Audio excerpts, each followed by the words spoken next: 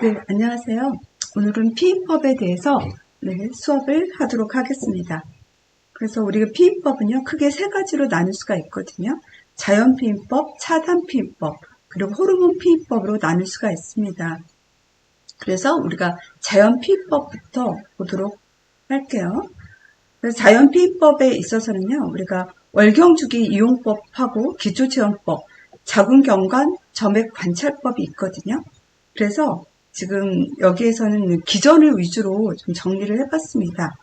그래서 우리가 자연피임이라고 하는 것은 우리가 월경주기에서 배란일은 하루잖아요.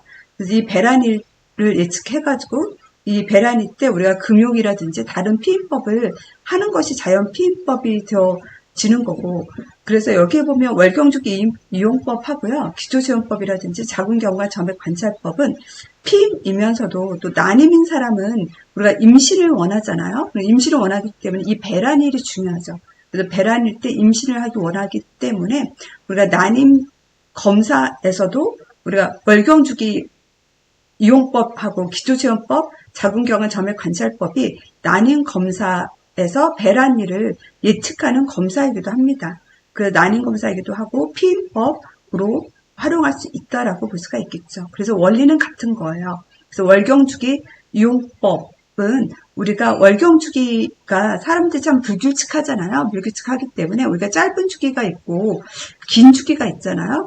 그래서 짧은 주기랑 긴 주기를 고려를 해서 우리가 배란일을 예측을 하는 거예요. 그래서 우리가 보통은 짧은 주기에서는 더 짧게 만들기 위해 18을 빼고, 긴 주기에서는 더 길게 하기 위해서 12를 뺀다라고 18하고 12를 우리가 외우자고 했었거든요. 예를 들자고 하면 제 월경 주기가 28일 주기일 때도 있고 32일 주기도 있을 수가 있잖아요. 그럴 때는 짧은 주기 28일에서 18을 빼면 되는 거고, 그러면 이제 이 임시 가임 기간의 첫날이 되어지는 거예요. 그리고 긴 주기가 32일마다 월경을 한다라고 하면 32일에서 12일을 빼면 더 길게 되잖아요. 그래가지고 우리가 가임기를 예측을 한다라고 했었죠. 네. 그리고 우리가 오기노시법이라고 하는 거는요, 다음 월경일의 전날부터 계산을 하는 거거든요. 전날부터 계산을 하는 거여가지고, 여기에선 플러스 1씩 하면 오기노시법이 되어져요. 그래서 오기노시법은 다음 월경 예정일을 기준으로 해가지고 하루씩 이렇게 오는 거인데, 그래서 12일, 19일이 되어지는 거죠. 네. 그래서 이제 이거는 월경주기 이용법이 되어지고요. 그 다음 이제 기초체험법을 좀 가도록 하겠습니다. 네. 기초체험법은요, 체온을 우리가 이용을 하는 거잖아요. 그래서 이때의 체온의 변화는 사실 1도도 안 돼요. 그래서 우리가 월경 주기가 있으면 배란일이 있잖아요. 배란일이 있고, 그리고 앞에는 우리가 증식기라고도 하고 난폭이라고도 하잖아요. 그리고 배란 후에는 분비기라고도 하고 황책이라고도 하거든요. 그래서 우리가 배란 전에는 보통은 저온을 유지한다고 되어 있어요. 저온을 유지했다가 배란 되기 전에 급 하강을 하거든요.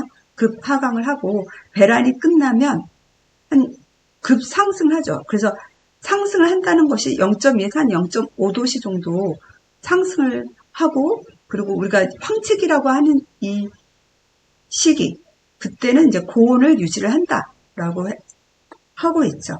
그래서 이런 체온의 변화는 누구의 영향을 받느냐면 프로게스테론의 영향을 받는 거죠. 우리가 배란을 하게 되어지면 배란 후에 황체가 만들어져서 황체에서 프로게스테론을 분비를 하고, 이 프로게스테론이 우리 체온을 오르게 하거든요. 그래가지고 이 황체기의 고온을 유지하게 만들어주는 거예요.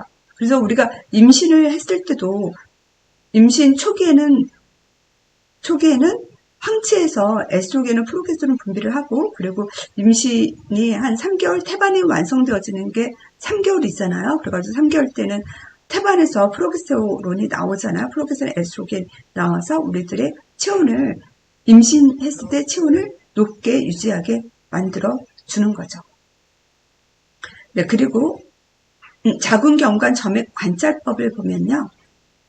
그래서 자궁경관 점액 관찰법은 에스트로겐 영향이 큰 거죠.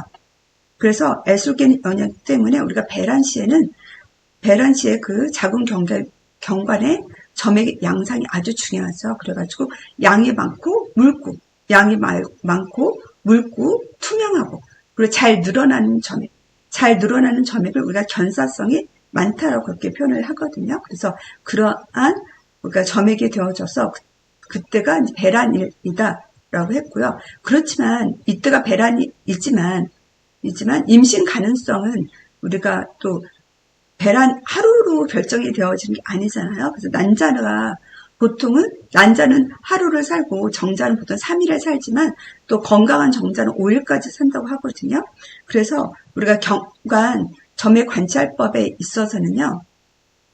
그래서 얘는 임신 가능한 그때 그 점액의 특성까지 좀 우리가 알아두셔야 돼요. 그래가지고 우리가 월경이 끝나면 보통 건조기라고 하죠. 건조기이고 그리고 이제 중간은 배란이라고 하면 그리고 건조기 이후가 되어지고 그래서 우리가 임신 가능한 시기는요. 보통 세 시기로 나뉘어져요. 경관 점액법에 있어서는. 그래서 우리가 월경이 끝나고 건조기가 있고 건조기 이후가 있고 그리고 배란일이 있고 배란하고 3일까지가 있고 그 다음 3일 이후로 이렇게 나뉘어질 수 있거든요. 그리고 이제 월경을 하게 되는 거죠. 그래서 이때 자궁경관 점액 관찰법에서 가장 안전한 시기는 월경이 끝나고 한 3, 4일? 월경이 끝나고 한 3, 4일인 건조기 때가 안전한 날이고 또 배란일 3일 이후 그때는 또 안전한 날이 되어져요. 그렇다고 하면 이 사이에 있는 이 기간은 불안전한 날이 되어지는 거거든요. 그래서 우리가 월경이 끝나고 한 3, 4일 정도 건조기가 있어서 안전한 날인데 임신에 있어서 안전한 날인데 건조기 이후에는 또 그때 흐릿한 그런 점액이 나오거든요. 흐릿한 점액이 나오고 에스트로겐 영향 때문에 이제 묽고 양이 좀 많은 묽은 그런 점액이 생길 때는 우리가 불안전한 날이다라고 했고 그리고 아까 말했던 배란의 그런 점액 양상이 있고 나서 3일까지는 우리가 임신이 가능한 시기다라고 볼 수 있어요. 그래가지고 그런 이제 점액의 피크, 투명하고 잘 드러나고 견사성 있는 그런 점액이 있는 날로부터 3일 이후부터는 안전한 날이다라고 우리가 이야기를 할 수 있는 것이 자궁경관 점액 관찰법이 되어지는 거죠.